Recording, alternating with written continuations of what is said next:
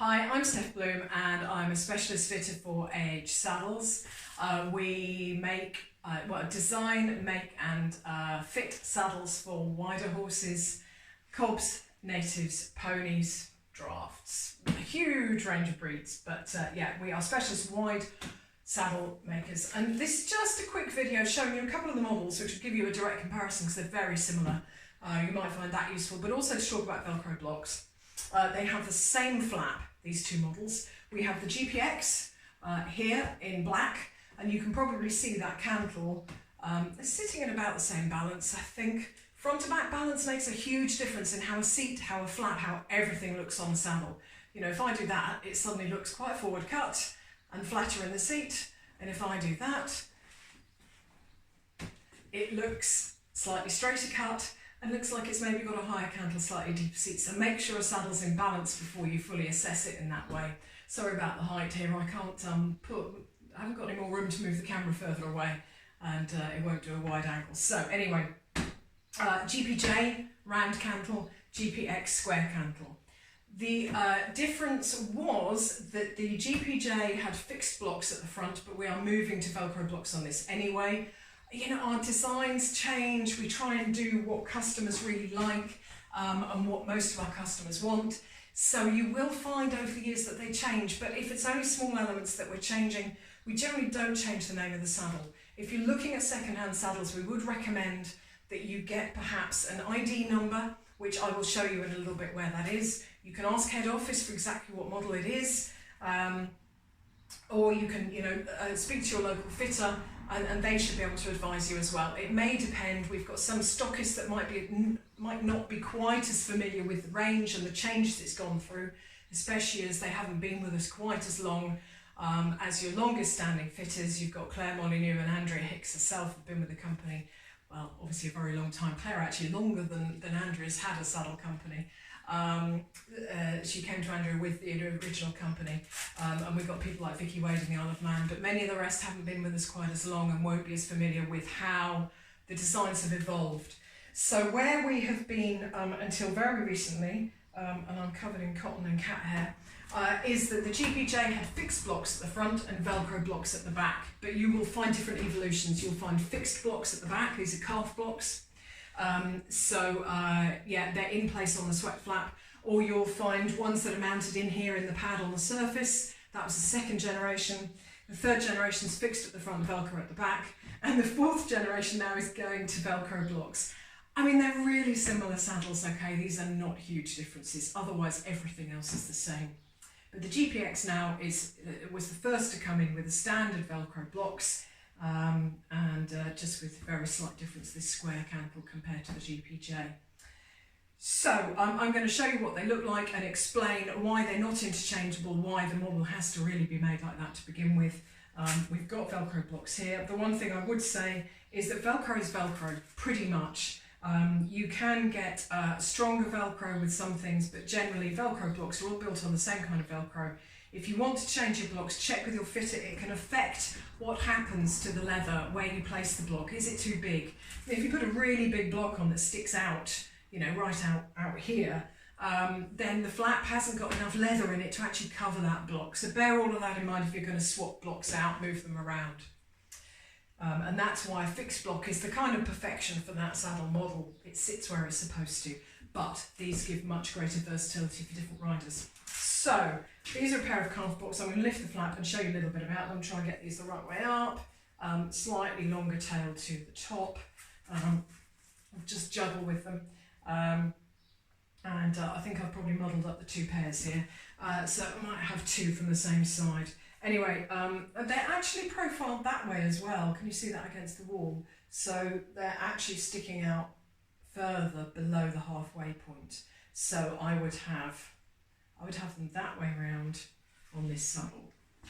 And here you can see the Velcro pad at the back. This saddle has been girthed up. All of our saddles come on a 14-day trial. You get to ride in saddles on the day. So it does mean if you're buying from stock, they might have been girthed up for somebody else. But you can see it's absolutely immaculate. So Velcro block, pop it on there. And that's to stabilise the lower leg when you're jumping.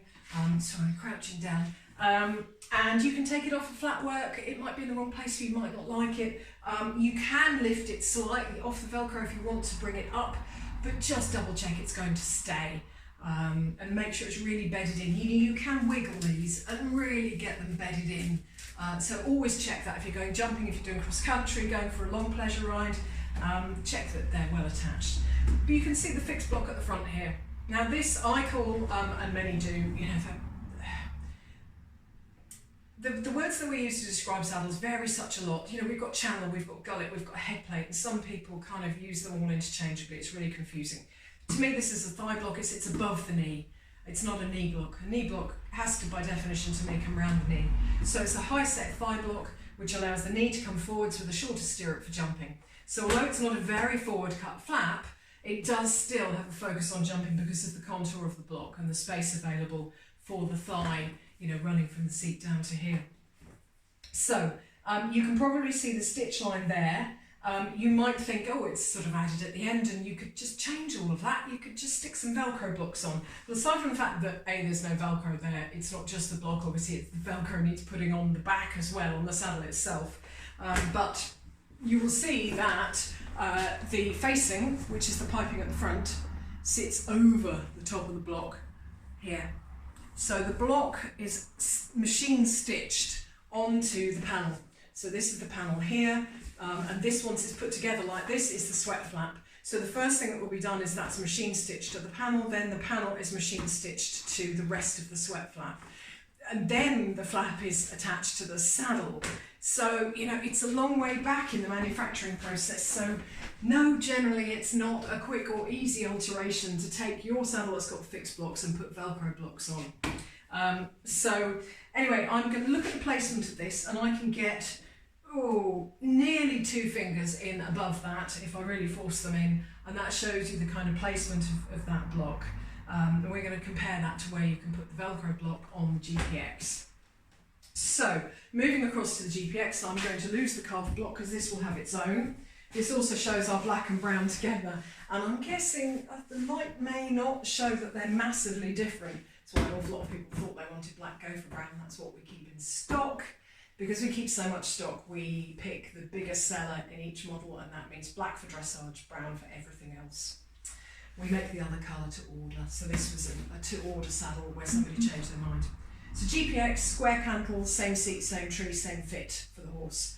It's going to feel similar to the rider, but a slightly more open seat, but the same flap.